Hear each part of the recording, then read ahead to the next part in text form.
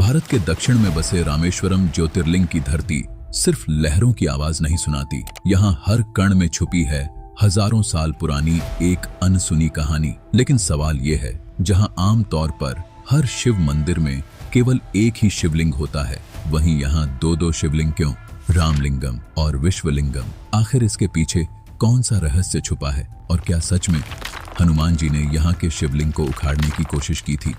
लेकिन रुकिए, इससे भी बड़ा रहस्य छुपा है उस पुल में जिसे दुनिया जानती है राम सेतु के नाम से। 48 किलोमीटर लंबा यह रहस्यमयी ढांचा जिसने वैज्ञानिकों तक को सोचने पर मजबूर कर दिया। जब नासा की सैटेलाइट तस्वीरों में इसका खुलासा हुआ तो पूरी दुनिया हैरान रह गई। कुछ रिपोर्ट्स कहती हैं यह पत्थर करीब 7000 साल पुराने हैं, लेकिन जिस रेत पर ये टिके हैं वो सिर्फ 4000 साल पुरानी है। तो सवाल उठता है, 3000 साल का यह अंतर कैसे संभव है? क्या यह सच में भगवान श्री राम द्वारा बनाया गया था, या फिर यह केवल प्रकृति का एक खेल है?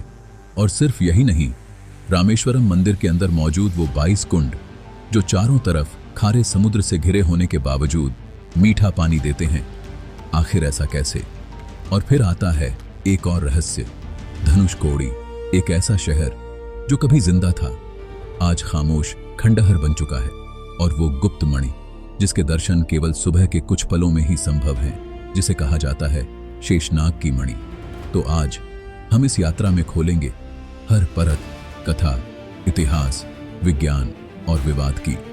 दो शिवलिंग का रहस्य कहानी शुरू होती है रावण वध के बाद, जब श्री राम लौट रहे थे, लेकिन उनके मन में एक बहुत बड़ी खेद थी, क्योंकि रावण केवल एक राक्षस नहीं बल्कि एक महान ब्राह्मण भी था, और इसी कारण श्री राम पर लगा ब्रह्म हत्या का दोष। आर्षियों ने समाधान बताया, महादेव की आराधना, लेकिन यज्ञ के लिए चाहिए था एक दिव्य शिवलिंग, और इस कार्य के लिए भेजे गए हनुमान जी को। लेकिन समय निकल रहा था, मुहूर्त बीतने वाला था। तब माता सीता ने समुद्र की रेत से स्वयं एक शिवलिंग बनाया, यही बना रामलिंगम। और जब हनुमान जी लौटे तो उन्होंने देखा कि शिवलिंग स्थापना हो चुकी है। उनका मन टूट गया। तब श्री राम ने कहा, अगर तुम इस शिवलिंग को हटा दो तो तुम्हारा लाया हुआ शिवलिंग स्थापित होगा। हनुमान जी ने पूरी ताकत लगा दी, लेकिन वह शिवलिंग हिला तक नहीं। तभी उनकी भक्ति को सम्मान देते हुए दूसरा शिवलिंग स्थापित किया गया, विश्वलिंगम। और तभी से यहां पहले विश्वलिंगम फिर रामलिंगम की पूजा होती है। राम सेतु ये सिर्फ आस्था है या विज्ञान? रामायण के अनुसार समुद्र पार करने के लिए श्री राम ने प्रार्थना की, लेकिन जब कोई उत्तर नहीं मिला तो उन्होंने क्रोध में समुद्र को सुखाने का निर्णय लिया। तभी समुद्र देव प्रकट हुए और कहा, जो पत्थर पर आपका नाम लिखा जाएगा वह तैरेगा। इसके बाद नल और नील ने 5 दिनों में यह पुल तैयार किया, लेकिन आधुनिक विज्ञान कहता है यह प्राकृतिक लाइमस्टोन संरचना हो सकती है। फिर भी सबसे बड़ा सवाल वही है, 7000 साल पुराने पत्थर 4000 साल पुरानी रेत पर कैसे टिके हैं? और वो तैरते पत्थर जिन्हें विज्ञान प्यूमिस स्टोन कहता है। लेकिन समस्या ये है, रामेश्वरम के आसपास कोई ज्वालामुखी ही नहीं है, तो फिर ये पत्थर आए कहां से?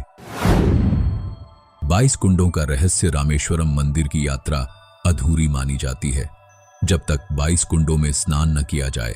सबसे चौंकाने वाली बात, चारों ओर खारा समुद्र, लेकिन इन कुंडों का पानी मीठा। विज्ञान कहता है यह फ्रेश वाटर लेंस हो सकता है, लेकिन हर कुंड का पानी अलग स्वाद और गुण वाला है। कुछ अध्ययनों में पाया गया इनमें ऐसे मिनरल्स हैं जो स्वास्थ्य के लिए लाभकारी हो सकते हैं। यही कारण है हर साल लाखों लोग यहां स्नान करते हैं। धनुषकोडी, भूतिया शहर, रामेश्वरम से 20 किलोमीटर दूर एक जगह है धनुषकोडी, जहां आज सिर्फ सन्नाटा है, लेकिन कभी यह एक जिंदा शहर था। रेलवे स्टेशन, बाजार, स्कूल, सब कुछ था यहाँ। फिर आया 1964 का भयानक चक्रवात और एक ही रात में पूरा शहर खत्म हो गया। आज ये भारत का आखिरी छोर और एक घोस्ट टाउन बन चुका है।